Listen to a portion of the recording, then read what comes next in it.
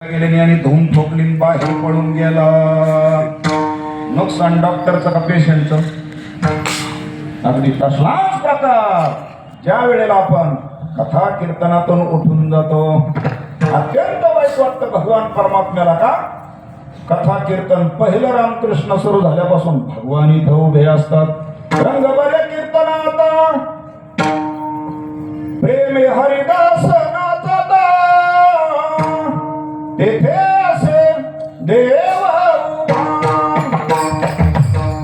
रंग बरे कीर्तनात प्रेम हरिदास नाचता, तेथे असे देव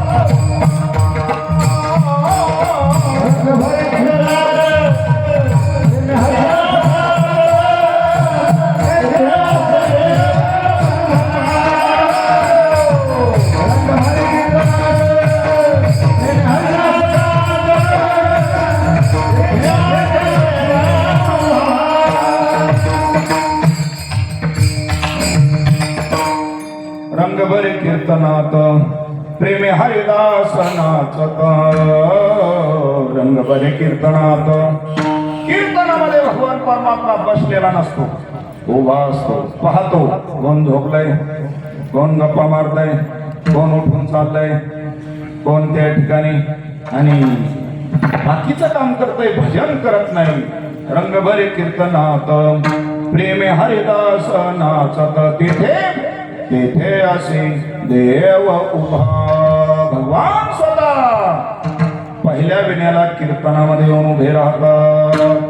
असो तेव्हा म्हणून या दोन चार गोष्टी आपण पालन करायचे आहे.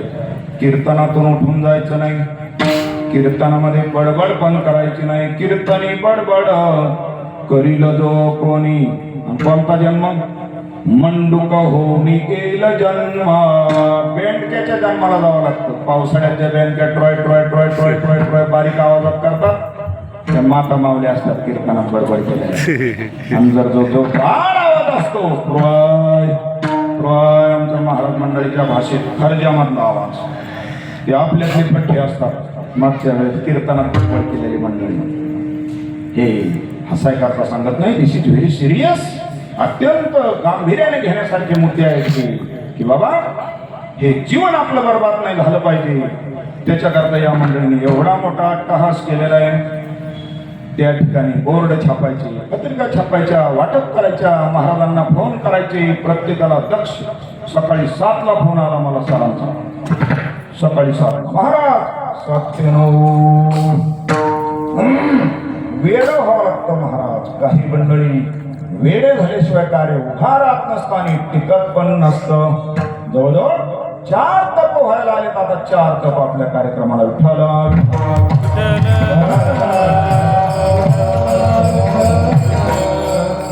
फक्त थोडस माझी नाराजी आहे गावकरी म्हणून. का 4 तपाच्या मानाने पब्लिक जरा थोडीशी कमी आहे.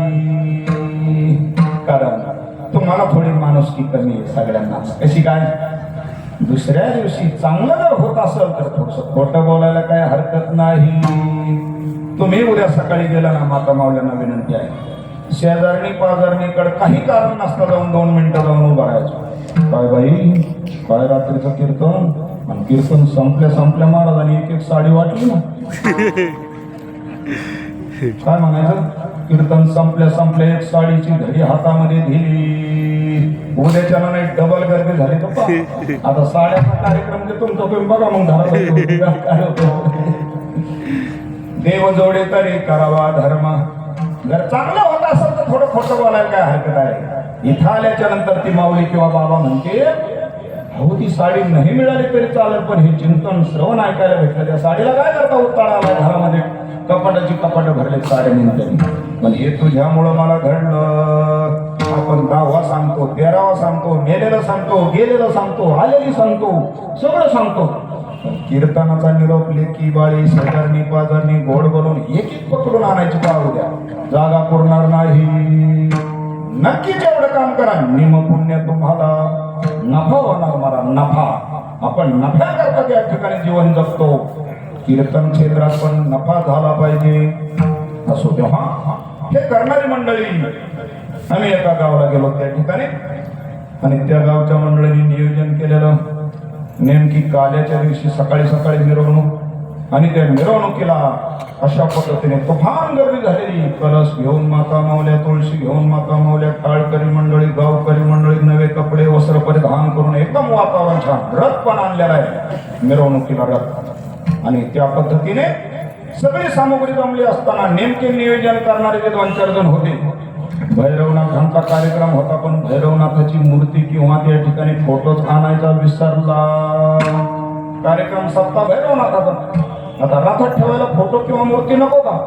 पण ऐन टायमाला एवढ्या लोकांना काय सांगणार? आता लोक फटफट फटफट बोलणार यांना. एक फार डोकेबाज होता त्याच्यातला. ते म्हणला, हे भैरवनाथ म्हणजे खंडेराय, खंडेराय म्हणजे भैरवनाथ. मग आपण असं करू ना, कुत्र्यात कोणता देव आहे म्हणले?